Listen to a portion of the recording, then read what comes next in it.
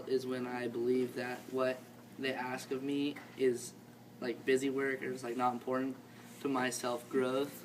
So for an example would be like teachers assigning like homework assignments that are just like busy work, like I don't learn anything.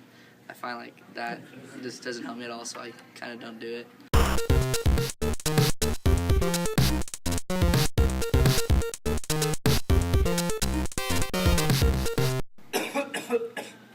Yeah, I rebelled.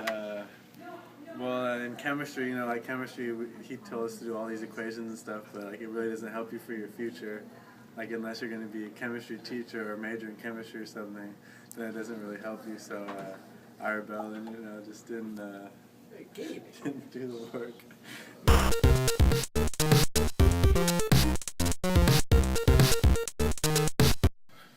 That's a tough one. I'm a big believer in obedience, being structured.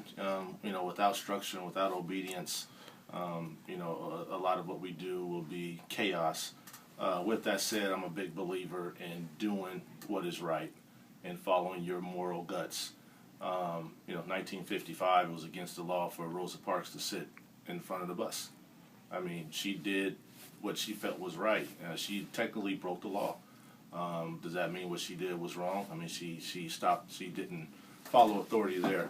My parents gave me a lesson when I was growing up, because I played for a lot of different coaches and had teachers and was around a lot of adults without them. And even though we're taught to, as kids, to obey adults and give them respect, you still have a right to do what you feel is best. And I tell my kids that the same way. Whenever you're in a situation where you don't feel it's right, you have to trust your gut, and we'll worry about the circumstances later. So even if that means breaking the rules, your own personal morals is sometimes outweighs the rules, and I think it's justified at times.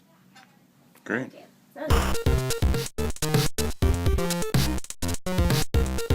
When is it okay to rebel? I think you have to ask yourself the question, what is your motivation in rebellion? So if you're rebelling for a higher cause or for an ideal that's important to you, then I think it's okay to rebel. The second question is, how do you rebel? And as long as your rebellion is not violent or hurting anyone, violent or hurting anyone, I think it's okay.